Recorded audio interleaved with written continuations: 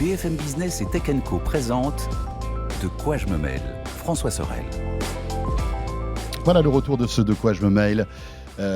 Merci de nous suivre à la fois sur BFM Business, à la radio, à la télé, le week-end, le podcast audio, le replay vidéo, sur la chaîne Tech Co, bien sûr. Si vous avez une box Orange, SFR, Free ou Bouygues, zappez et vous tomberez sur la chaîne Tech Co qui vous tient au courant de toute l'actualité tech 24 heures sur 24, 7 jours sur 7. De quoi je me mêle, deuxième partie. On débriefe évidemment l'actu, c'est le club de la presse IT, avec toujours Mélinda Davansoulas et Anthony Morel. On a bien parlé du CES. Je vous propose, les amis, d'enchaîner sur l'actualité de ces derniers jours. Et Anthony, tu voulais nous parler donc de ChatGPT, qui a été quand même la grosse claque de cette fin d'année 2022. Et on se rend compte un petit peu des répercussions que ce truc est en train d'avoir dans énormément de domaines, en fait. Ouais, absolument. Je pense que ça va être notre fil rouge de 2023. En fait. On va en parler pendant toute l'année. Et c'est vrai que fin 2022, quand l'outil est sorti, ça a été le moment de l'émerveillement, de la stupéfaction, de la fascination. Et je pense que 2023, ça va être l'année où on voit les applications réelles, les applications concrètes dans plein de domaines, comme tu le disais. Alors, il y a à la fois, et c'est ce qui malheureusement, retient l'attention du grand public, les dérives que ça peut entraîner, par exemple la triche à l'école, et c'est vrai qu'on a beaucoup parlé cette semaine, alors, y compris dans les grands médias, de cette histoire assez dingue. D'ailleurs, à l'université de Lyon, un prof qui s'est rendu compte que la moitié de sa promo lui avait rendu une copie écrite par ChatGPT. Donc en gros, il y avait un sujet de dissert, c'est une dissertation d'histoire, et la moitié des étudiants avaient demandé à ChatGPT de leur écrire leur dissertation. Comment s'en est-il rendu compte ? Écoute, alors apparemment, c'est vrai que ChatGPT, normalement, quand tu lui proposes 2 fois le même sujet, il te le tourne différemment. Mais bon, au bout de 10 fois ou 20 fois, peut-être qu'il y a quand même des bouts de phrases ou des bouts de mots qui étaient un petit peu, une structuration qui était un petit peu similaire, et il s'est dit, il y a un truc qui est bizarre. Et donc du coup, il s'en est rendu compte. Parce que lui, c'est vrai qu'en corrigeant son flot de copies, il doit voir en fait les mécanismes et les mêmes tournures de phrases, etc. Alors je pense que les mecs n'ont pas dû tellement se fatiguer, parce que en vrai, si tu prends le résultat de ChatGPT et que tu prends 2 minutes pour personnaliser un minimum, là c'est fichu. Personne ne peut voir quoi que ce soit. Et je pense que de toute façon, avec les améliorations de ChatGPT au fil des mois, d'ici quelques mois, je pense que ce sera impossible de faire la différence quoi qu'il arrive. D'autant que tu pourras lui demander d'imiter ton propre style. C'est ça, il faut l'entraîner. Voilà. Le truc, c'est qu'il faut l'entraîner. Est-ce que vous avez vu, les amis, ce jeune gars, je crois que c'est un Américain qui a mis au point une API. Tu voulais en parler ? Ouais, absolument. Alors je te laisse parler. Parce que c'est vraiment impressionnant. Vas-y. Qui veut justement détecter la triche sur ChatGPT. Donc il y a une sorte d'anti-ChatGPT qui s'appelle GPT-0. Tu mets ton texte dans cette API et ça te dit si ça a été créé par les algos de ChatGPT. Exactement. Alors, c'est pas encore hyper fiable. En gros, les éléments qu'il va aller chercher, c'est est-ce que l'écriture est trop lisse, trop structurée. Si c'est trop parfait, en gros, c'est que ça a été probablement écrit par la machine. Mais c'est pas du 100%. Ce qui va être très intéressant, alors cette initiative est très intéressante effectivement, et moi je pense que le seul moyen de lutter, en tout cas sur la triche à l'école contre ChatGPT, c'est les créateurs du logiciel, enfin de l'outil eux-mêmes. Ils l'ont dit qu'ils travaillaient. Ils l'ont dit, hein, ils veulent créer une sorte de filigrane sur un truc un peu comme sur les billets de banque, qui ne sera pas forcément visible à l'œil nu, mais qui, lorsque tu le passes dans une machine, et les profs pourraient avoir accès à cet outil-là, te permet de savoir à coup sûr si en gros on est passé par ChatGPT ou pas. Et là pour le coup ça pourrait être efficace. Mais il y a 2-3 moyens quand même de détecter ChatGPT dans l'écriture. On le disait la dernière fois, bon alors il n'y a pas de style, ChatGPT il n'y a pas de style, sauf si on l'entraîne vraiment à son propre style, mais enfin ça, à moins de passer par exemple nos articles et que ChatGPT comprenne. Non, c'est que ChatGPT, en version française ou américaine, en fait, a un ton très neutre, mais aussi neutre dans l'emploi des pronoms.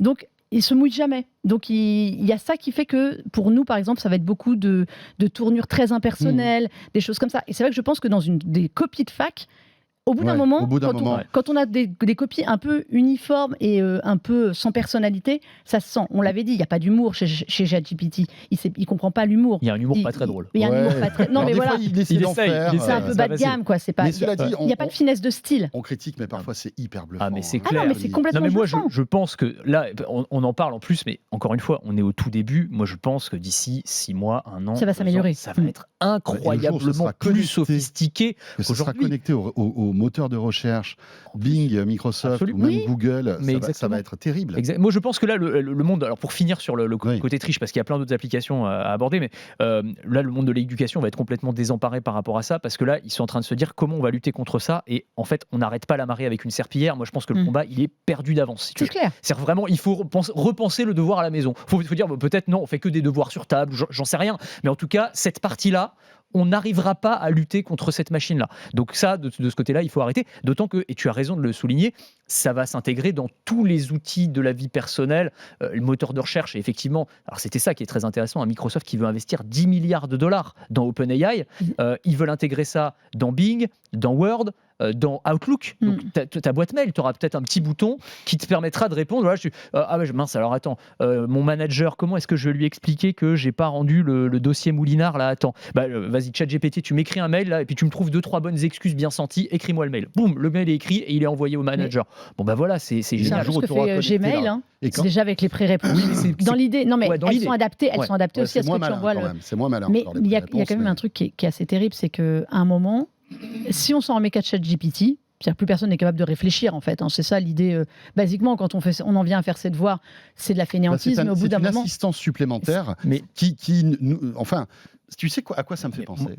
Ça me fait penser à l'époque où on avait des téléphones normaux, où on était obligé de retenir les numéros de téléphone. Mais oui, bien sûr. Aujourd'hui, combien de téléphones, de numéros de téléphone portable avez-vous retenu? À l'époque, moi, on les connaissait tous par cœur. Alors, je schématise, c'est peut-être caricatural ce que je dis, mais aujourd'hui, en fait, on a ça, et on a tous nos numéros. C'est une extension de ton cerveau. Et on fait même plus d'efforts. Mais c'est ça, on fait plus d'efforts. Et je me dis que demain, avec ChatGPT, même nous qui faisons un peu de travaux intellectuels, on va se soulager sur certaines choses avec ce type d'outils. Oui, mais en fait, alors moi c'est toujours pareil dès qu'on parle d'une technologie. On pourrait en parler pendant des heures. Tout dépend de l'usage qu'on en fait. Et là, on voit le côté, par exemple, si on prend sur les travaux scolaires, justement, on peut voir le côté triche, mais on peut aussi voir le côté incroyable en termes de vulgarisation. C'est-à-dire, explique-moi la théorie de la relativité comme si j'avais 5 ans. Et il te fait une explication d'une vulgarisation absolument dingue qui va te permettre, pour le coup, c'est un outil d'apprentissage. Moi, sur plein de sujets, je lui ai demandé, des sujets un petit peu polémiques, donne-moi les arguments pour et les arguments contre. Et il te fait une synthèse, c'est génial, en fait, ça te fait gagner un temps fou sur plein de trucs. C'est extraordinaire. Tu as l'effort intellectuel d'en faire cet usage. Le problème, c'est que là, quand on parle d'éducation, on parle de gens qui cherchent la simplicité, pas qui cherchent à apprendre. Comme Google, en fait, nous, on sait l'utiliser pour faire des recherches. Enfin, les gens qui ont connu l'avant Google, où il fallait aller en bibliothèque, des trucs bêtes comme ça. On est vieux, en fait. Non, mais c'est vrai, on est vieux. Oui, mais on a su approcher la technologie différemment. Quand la technologie, elle vient à toi, ça j'en reste persuadée, pour avoir aussi une fille qui est en âge de prendre les choses comme ça, et heureusement pour elle, elle vit dans une famille un peu tech, donc il faut qu'elle bidouille. Quand tu prends la technologie et que c'est une véritable aide, c'est aussi un danger si tu ne préviens pas les gens. Et là, pour moi, l'utilisation qui en est faite déjà dans les universités, c'est-à-dire le détournement même gentillet, c'est un risque. C'est un risque pour la réflexion et pour la pensée. Et je pense qu'à un moment, ChatGPT, il n'aura plus rien, il pourra se nourrir de rien du tout parce qu'il n'y aura plus personne pour penser. Non, j'exagère, j'extrapole. Tu vois ce que je veux dire. Je pense qu'on a ce réflexe-là, mais en vrai, si tu prends un petit peu de recul, c'est pas si différent que ça du gars qui allait copier-coller sur Wikipédia, ou même à notre époque de pré-Wikipédia, qui allait prendre un bouquin dans une bibliothèque et qui recopiait plus ou moins le bouquin. Tu vois, alors il y avait l'effort quand même de recopier le bouquin. C'est ce que j'allais dire. La différence, c'est que tu enregistrais comme ça. Là, tu vas rendre ta copie ChatGPT, c'est quand même autre chose. Ouais. Mais, mais encore une fois, vraiment, tout dépend de l'usage qu'on en fait. Bon, c'est de ma faute, j'ai commencé par ça, mais il faut voir tous les aspects positifs qu'on peut en tirer de cet outil. Enfin, tu vois, je vois les développeurs informatiques qui le truc leur écrit ou leur corrige du code en 2 secondes. Alors effectivement, là aussi, les enjeux, c'est que aussi, tu as les mecs qui font des malwares, ils s'en servent pour écrire des malwares aussi de l'autre côté. Et alors, vous avez vu cette application, alors dans un tout autre domaine, là, c'est la justice. C'est incroyable, c'est l'intelligence artificielle avocate. Alors, c'est un outil qui s'appelle Do Not Pay, qui est basé sur GPT-3, donc c'est la même base en fait que ChatGPT. Et en fait, c'est un outil, alors c'est une application aux États-Unis et tu peux t'en servir comme d'un assistant juridique. Donc, il répond à toutes tes questions, il peut gérer même ton divorce, il envoie des mails à l'avocat de la partie adverse, des trucs assez dingues et tout. Et en fait, ils veulent le faire passer à l'étape d'après et ils vont faire un truc, alors qui est complètement illégal aux États-Unis, mais c'est une sorte de défi, puis ils se font un petit coup de pub au passage. C'est qu'un mec qui va aller contester un PV pour excès de vitesse, donc dans un tribunal américain, ils vont l'équiper d'une oreillette qui sera connectée à ChatGPT, enfin à ce petit outil, et en fait, le mec va répéter ce que lui dit l'intelligence artificielle, donc les arguments qu'il va donner face au juge vont être ceux qui vont lui être suggérés. C'est l'oreillette ChatGPT. C'est vraiment ça. C'est l'humain qui est piloté par la machine. Tu es les avocats aussi maintenant. Non mais t'imagines le truc. On entend tous les métiers. Mais c'est dingue. Non mais c'est dingue. C'est hallucinant. Et donc ils sont prêts à payer. Alors ils veulent faire un truc un peu dingue. Ils sont prêts à payer $1 million un avocat qui ira plaider un cas devant la Cour suprême américaine. Même chose avec l'oreillette. et ChatGPT dans l'oreille. On va tous pouvoir devenir avocats, c'est formidable. C'est ça la vraie nouveauté de ChatGPT. Non, mais c'est ce qu'il y a. Alors, l'avocat, je pense que c'est encore un métier intellectuel qui a encore de belles années devant lui. La rhétorique. Mais ça va. Tant que ChatGPT n'aura pas la rhétorique d'un avocat. Ouais, je pense pas qu'il ait tout de suite la rhétorique. Mais en revanche, ça va bouleverser des métiers entiers, la comptabilité, enfin voilà. Bien sûr. Plein de trucs où tout va exploser et ça va faire disparaître des métiers. Ah, bien sûr. Oui, non, ça va les transformer. Je pense que ça va les. Tu sais, comme chaque évolution techno. C'est une manière polie de dire que ça va. Comme les robots n'ont pas non plus complètement d'effet. Tu sais, on a souvent parlé des magasins, alors type Amazon, où tu sais, on a retiré tous les vendeurs. Tu prends, tu ressors. Ça n'a pas tué le métier. Il y a moins de monde quand même dans les magasins, tu vois ce que je veux dire ? Il y a moins d'employés. Il y a besoin de gens, il y a quand même toujours besoin de gens. Il y en a moins. Mais ce ne sont pas les mêmes métiers. Je pense que ça ne tuera pas tous les métiers, mais non, ça change. Toujours pareil, tu as les études qui montrent, alors je ne sais jamais comment ils arrivent à ces chiffres, que 80 ou 85% des métiers qui seront pratiqués en 2035 n'existent pas encore. Oui, en gros, il y a tout un... En fait, je pense que le truc, c'est qu'il faut en être conscient et qu'il faut qu'au niveau, surtout de la France, si tu veux, que on prenne ça en compte, y compris dans la formation, à l'éducation nationale, pour dire, voilà, il va falloir former des élèves qui, d'une part, effectivement, pourront faire tous leurs devoirs via ChatGPT et à des métiers où l'humain aura encore une valeur ajoutée face à la machine. On est d'accord. Et ça, c'est le sujet qu'il faut prendre à bras le corps, mais il faut le prendre aujourd'hui, parce que dans 10 ans, ce sera clairement trop tard. Après, c'est là où je vais faire ma vieille aussi. Je pense que il y a des choses que ChatGPT peut remplacer, les devoirs, on est d'accord. Il y a des choses que ça ne pourra pas remplacer, c'est l'apprentissage, l'effort, et des choses qui sont aussi des valeurs qui te servent plus tard. Donc, on aurait tous rêvé d'avoir ChatGPT quand on faisait des études et qu'on n'avait pas envie de finir un devoir à 3h du mat', ça c'est sûr.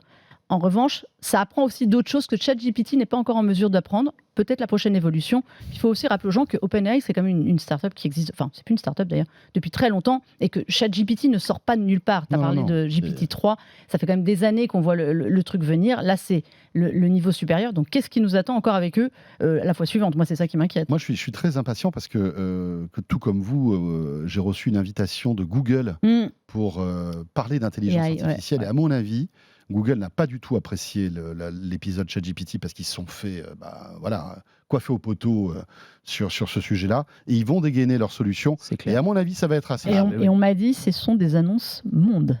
Ah oui, qui arrive là. C'est une grosse annonce monde. Je pourrais mettre ma main au feu que c'est lié en fait à ChatGPT, etc. C'est sûr. Mais Google va dégainer son outil. Tu te souviens là qu'il y avait eu une histoire assez mystérieuse chez Google il y a quelques mois. Tu te souviens de cet ingénieur qui était persuadé que l'IA sur laquelle il travaillait chez Google avait pris conscience. Tu sais, alors il est complètement timbré et tout ça. Bon, c'est vrai que, en tout cas, ça montre bien que si un mec qui est quand même un ingénieur, tu vois, qui est dedans, est persuadé de ça, si lui-même arrive à se faire convaincre par l'intelligence artificielle que l'IA est consciente... Bon, s'il n'avait pas de bouteille de vodka autour, c'est ça le truc. Non, mais tu vois, ce que je veux dire, c'est qu'ils ont sûrement un truc assez solide à nous proposer. Je pense, Bon, ça m'étonnerait. Le contraire m'aurait étonné de leur part. Bon, ChatGPT, on aura d'autres occasions, évidemment, d'en parler. Ça mériterait même une émission entière sur ce sujet. Clairement. Mélinda, tu es venue avec... Je suis venue accompagner. L'Arlésienne, j'ai envie de dire. Ah, mais oui, elle est là. Parce que ce casque, les amis, ce casque, ça fait tellement longtemps qu'on court après.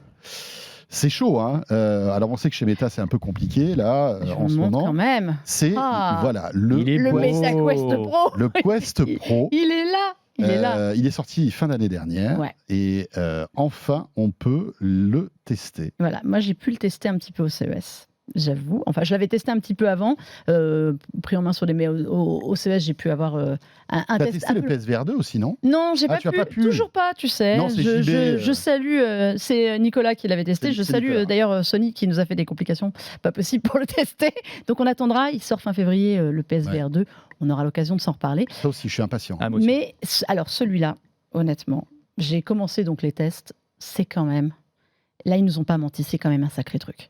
Tu veux pas le mettre pour qu'on se rende compte un peu ? Vraiment, j'ai vraiment perdu toute dignité depuis le CES. Non, Mélinda, tu as perdu toute dignité depuis que tu as mis le casque aspirateur de Dyson. C'est ce jour-là. C'est vrai, ce jour-là, il y a quelques temps de ça. C'était le début de la fin. Voilà, c'était le début de la fin, donc tu ne peux que dégringoler. C'est vrai, tu veux dire que ce que j'ai fait au CES, c'est encore crédible. Ça promet. Je l'ai vu faire du kayak avec un casque de verre sur la tête au CES, c'était pas mal non plus. On a les images, c'était avec l'autre casque qui a été annoncé, le HTC Vive XR Elite, qui est le concurrent, qui se positionne en concurrent du Quest Pro et qui est pas mal aussi, mais qui est quand même un ton en dessous pour un prix à peine en dessous. Ça, c'est un autre problème. Bon, alors attendez, regardez à quoi ça ressemble. hop, voilà. Donc on ne perd plus rien. Yes. Donc vous avez toujours. Bon, ça va te va bien. Hein. C'est vrai. Mais il est esthétique, moi je le écoutez, trouve joli. très bien. Oui, il est joli. Ouais. Ben, Mine de honnêtement, rien, il est plus petit que le Quest 2. Hein. Ouais. il est assez. Bon, tenez, parce que je te le passe que tu regardes. Il est assez Alors moi, ergonomique. j'ai eu l'occasion de le tester. Toi, parce tu que avais pour pu le tester aussi. Pour un tout te petit peu. dire, j'ai un pote qui l'a Ben oui. et je l'ai testé pendant les vacances de Noël. C'est impressionnant, vraiment. La qualité Moi, ce d'image. qui m'a impressionné, d'image. exactement, c'est la qualité d'image. En fait, ils ont mis dedans une résolution d'écran qui fait que C'est du mini. une claque.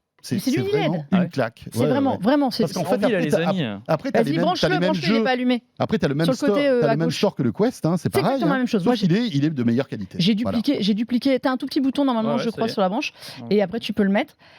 Non, il est vraiment de très très bonne. Alors, ce qu'il faut évidemment tester là, c'est l'autonomie parce que c'était quand même, on sait que c'était un peu le bas qui blessait, dirons-nous.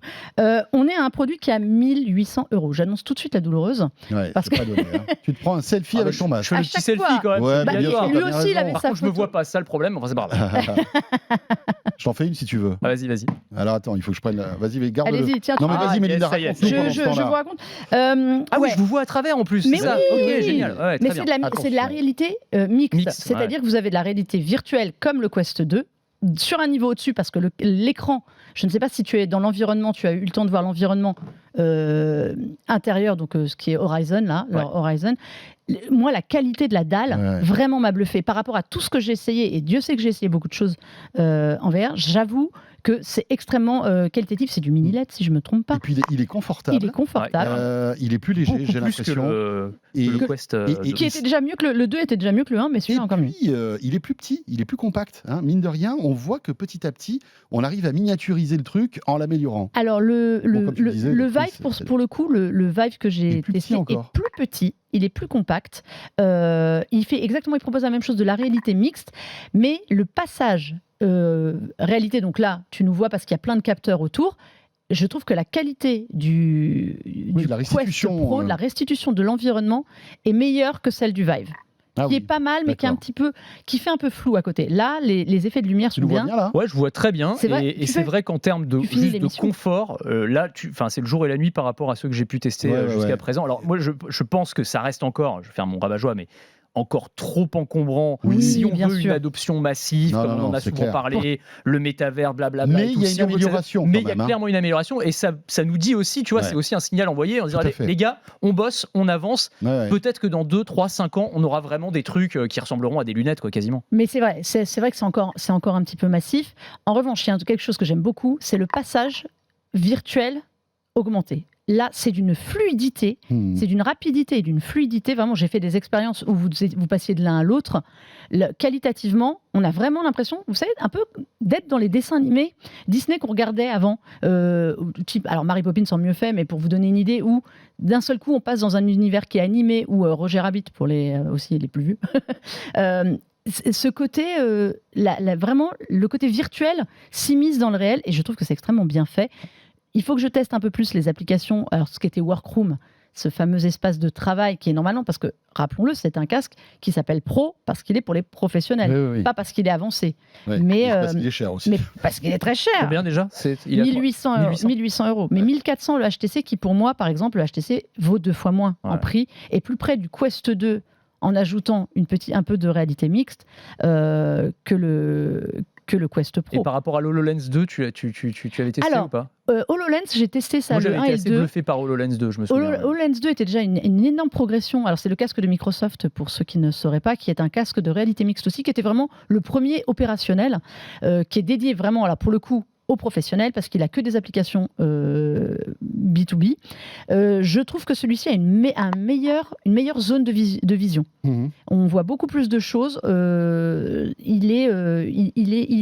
qui m'avait gêné avec le HoloLens, c'est que j'avais l'impression d'avoir une vue extrêmement restreinte pour tout. Mais les informations s'affichaient mieux, peut-être. Elles étaient plus faites pour afficher Moi, sur l'HoloLens. ce qui m'avait bluffé avec HoloLens, mais je crois que c'est pareil avec celui-ci, je parle sous contrôle, c'est le contrôle visuel, justement. Le suivi visuel. Le suivi le visuel, tracking. j'avais trouvé ça absolument dingue. Alors vraiment, tu avais un texte qui défilait genre en mode prompteur, et Ouais. tu lisais, t'avais passé une ligne, t'avais loupé un mot, hop, tu remontais, mais voilà, c'est quasiment instinctif si tu veux. et le truc arrivait à te suivre au millimètre près. C'était incroyable. Les commandes de celui-ci, pareil, avec les yeux dans le casque, c'est dingue, c'est extrêmement réactif. Vraiment, tu peux suivre. J'ai pas tout fait encore avec, je vous l'avoue. Par rapport j'ai un peu plus fait le Vive. Le Vive a les contrôles gestuels, par exemple. On peut se passer complètement des manettes sur le Vive. Celui-ci, normalement, à peu près, mais j'ai pas encore testé assez pour vous dire oui ou non. Ça, pour le coup, sur le HTC, c'est assez impressionnant, le rendu des gestes. Ça permet de faire du kayak, certes, avec des accessoires, même si la détection du kayak était assez moyenne. Mais voilà, c'était intéressant. On attend celui d'Apple qui, à mon avis, va vraiment populariser et démocratiser Alors justement, la réalité. Belle transition, Mélinda. C'est cadeau. C'est la classe quand même. C'est un métier. Eh ben oui. Elle me glisse les plats comme ça. On se croirait dans un resto 3 étoiles. D'Apple. Oui, parce que l'actualité, et on rebondit là-dessus, ça commence à se préciser. Ouais. Hein. J'ai l'impression qu'on dit ça depuis 2 ans, mais depuis des années. Mais t'as raison. Mais là encore, celui qui balance toutes ces news, c'est pas n'importe qui. Non, Mark Gurman, le fameux. Qui en général se trompe pas. Le journaliste le mieux informé au monde sur Apple. Ou très peu. Et il dit que voilà, le casque est dans le four là. Le casque est dans le four, j'espère pas, parce que je suis pas sûr que ce soit bon dans le four quand même. Mais... Non, ça va pas bien marcher après. Après, ça fonctionne toujours tout de suite. Enfin, il est chaud quoi. Il est chaud et effectivement, Apple serait prêt pour le présenter, alors pour nous donner d'abord des petites bribes, nous faire un petit peu saliver, et sortie prévue d'ici la fin de l'année normalement. Ce serait même la seule grosse sortie d'Apple. Alors, il y aura des nouveaux iPhones, etc. Il n'y a pas de souci, mais en tout cas, en termes de grosses innovations, ce serait vraiment le chef-d'œuvre, on va dire, enfin le plat de résistance, on va dire, d'Apple. Alors, on n'a pas énormément d'informations, si ce n'est que ce serait un casque de réalité mixte. Les prix confités, ce serait autour de $3000. Ça m'étonne pas. Ouais, c'est ça. Quand tu disais démocratiser, non, alors on va dire, je sais pas si c'est le mot. C'est pas le mot. Mais c'est Apple. Tu le payes en 500 fois sans frais, oui. C'est ça. Ouais, mais en revanche, effectivement, ce qui est sûr, c'est que comme ce sera Apple, comme à chaque fois, il y aura une résonance particulière et évidemment, on en parlera beaucoup plus, exactement comme pour la voiture tout à l'heure. J'ai l'impression que c'est pareil. D'ailleurs, c'est pareil, c'est une arlésienne, on en parle depuis des années. Mais enfin là, c'est vrai qu'on est beaucoup plus proche pour le casque et à partir du moment où Apple aura sorti son modèle, tout le monde va devoir se positionner et peut-être qu'effectivement, ça donnera lieu à, en tout cas, une plus grande généralisation de ces technologies. Ce qui est intéressant, c'est qu'on a un calendrier quasi, c'est-à-dire qu'il devrait être annoncé très vite. Ouais. Et sortir d'ici la fin de l'année. Ouais, automne 2023. Et ça paraît cohérent parce que Apple va présenter ce produit, peut-être sans doute avant la WWDC. Pour donner aux développeurs l'occasion de... Dire aux développeurs, regardez les gars, ça y est, il est lancé, amusez-vous avec, commencez à sortir des applis parce que, évidemment, sans applicatif, ce casque ne servira à rien. On murmure même que certains éditeurs auraient déjà le masque pour que, en fait, le jour J, il y ait des trucs à montrer. D'accord. Donc c'est intéressant. Ouais. Ça me fait penser à la sortie de l'iPhone. Je ne sais pas si vous vous souvenez, mais voilà, au mois de janvier, avait présenté ce truc-là. Et puis pendant ce temps-là, ils avaient amélioré le produit. Et puis après, il y a eu quelques mois après les applications, etc. L'Apple Watch, c'était pareil. Il y avait eu un décalage de 6 mois. Elle avait été présentée au mois de septembre avec les iPhones. L'iPad aussi, je me souviens, les premiers iPads. Ouais. Et le HomePod. Bon, le HomePod a eu un moins bon vécu, mais c'était pareil. Le HomePod avait été montré lors de la conférence des développeurs au mois de juin en leur disant créer un écosystème pour aller avec d'applications. Là, clairement, au printemps, il y avait souvent un événement, une présentation de choses secondaires, iPhone SE, choses comme ça. Donc, on est sur la feuille de route qui est murmurée quand même depuis des années, qui était une sortie, alors fin 2022, mais avec le Covid et tout. Là, on sait que ça devient extrêmement concret. Et même eux, depuis des années, en fait, quand on les connaît bien, ils tracent la route. On a eu beaucoup d'applications en réalité augmentée qui sont arrivées avec les iPhones, avec les iPads, pour les écoles. On ne sait toujours pas qui. Ils ne bouleversent pas grand monde pour l'instant. Dans les écoles, c'est beaucoup plus utilisé. Ah ouais. Sur les iPads, c'est beaucoup plus utilisé. En fait, c'est là où on se dit que justement, ce sera à mon avis, pareil, peut-être un standalone, enfin un casque autonome, où il y ait un iPhone, mais de très loin, parce qu'ils ont un environnement en réalité augmentée qui est très très fort. Tim Cook a toujours dit, je préfère la réalité augmentée à la réalité virtuelle, je lui trouve plus d'intérêt. Sans dire, je prépare un casque ou quoi que ce soit, parce que officiellement, chez Apple, le casque n'existe pas. Je vous rappelle comme que toujours avec Apple et personne, il laisse les autres en parler, mais personne n'en parle. Donc, printemps, en effet, pour commencer à donner des billes, sortie à l'automne, c'est extrêmement cohérent pour eux, parce qu'à l'automne, cadeau de Noël. Alors, beau cadeau de Noël, on est d'accord, mais surtout, commencer à avoir des applications. Est-ce qu'il sera B2C, est-ce qu'il sera pour le consommateur final ? Moi, c'est là où je suis un peu plus sceptique. Ouais. Quand même. À 3 000 €, c'est vite dit. Il va falloir commencer à gratter des informations auprès des éditeurs et des développeurs d'applications, mais les mecs, ils ont dû signer, tu sais, en lettres de sang, leur NDA. Sur 25 générations. C'est clair. Les mecs, ils ont dit, si je parle, je donnerai mes 2 reins à Apple. Oui, ça me fera plaisir. Et ça me fera plaisir. Tiens, puisqu'il nous reste 1 minute, on termine avec Apple et cette volonté d'Apple de s'émanciper de ses fournisseurs de composants. On le voit, petit à petit, ils veulent fabriquer leurs propres puces. Alors, ils le font déjà avec leur silicone et ils vont le faire avec la puce 5G. Petit à petit, ils vont mettre de côté Qualcomm. Et visiblement, pareil aussi, Anthony, pour Samsung, visiblement, ils veulent abandonner Samsung et fabriquer eux-mêmes leurs écrans. Samsung et LG, qui sont les deux fabricants d'écrans, et visiblement, ils auraient dans les tuyaux le fait de concevoir eux-mêmes. Alors, ce ne serait pas fabriqué à proprement parler, c'est comme pour les processeurs, ils les conçoivent, mais de concevoir en interne leurs propres écrans, qui seraient des écrans micro-LED. Alors, notamment pour les watch dans un premier temps. Après, on parle même des Mac après. Peut-être les Mac aussi. Et effectivement, on est dans une stratégie qui est extrêmement intéressante. En ce moment, on parle beaucoup de souveraineté industrielle, des problèmes d'approvisionnement, etc. Donc, il y a cette volonté de rapatrier en interne au maximum le fait de concevoir soi-même ses propres composants, etc. Et puis, il y a le fait, effectivement, de sortir de la dépendance. Est-ce qu'on peut parler de dépendance? Mais en tout cas, de leur attachement très clair à Samsung. Il faut rappeler que Apple, c'est le plus gros client mondial de Samsung. Je crois que ça représente 6% du chiffre d'affaires de Samsung. C'est absolument Samsung Display. Samsung Display, absolument. C'est pas le Samsung. Ils ont les mémoires, je crois, aussi. À Samsung. C'est possible, mais c'est pas les Samsung smartphones, c'est ça que je veux dire. Non, c'est Samsung Electronics en fait. Samsung Electronics, c'est pour les smartphones. Leur concurrent, là chez qui ils se fournissent, c'est Samsung Display, qui est une autre entité qui fournit les écrans des télés, des choses comme ça. Mais là, c'est un énorme. C'est un conglomérat. Un conglomérat. Bon, voilà pour l'actu de ce De quoi je me mail. Merci à tous les deux. Toujours passionnant de vous écouter, de réagir avec vous sur l'actu. Merci Mélinda. C'est un plaisir. Mélinda Davansoulas qui va s'amuser tout le week-end avec le Quest Pro. Exactement. Et merci Anthony. Merci François, tu vas nous le prêter quand même. On verra si vous êtes sage. Ou virtuellement, je vous le prêterai. On a intérêt à être sage parce que moi, vraiment, j'ai envie de jouer. Aussi. Voilà, De quoi je me mêle est terminé. On se retrouve la semaine prochaine, bien sûr. N'hésitez pas, évidemment, à nous suivre sur la chaîne Tech & Co, sur Twitter, sur les réseaux sociaux. Et puis, j'aurai le plaisir aussi, si vous êtes un fan de tech, de vous retrouver dès lundi pour Tech & Co, puisque tous les soirs, je suis là 20h, 22h à la radio, à la télé, en direct, pour 2 heures de tech du lundi au jeudi sur BFM Business. À très vite et bon week-end. De quoi je me mêle sur BFM Business et Tech & Co.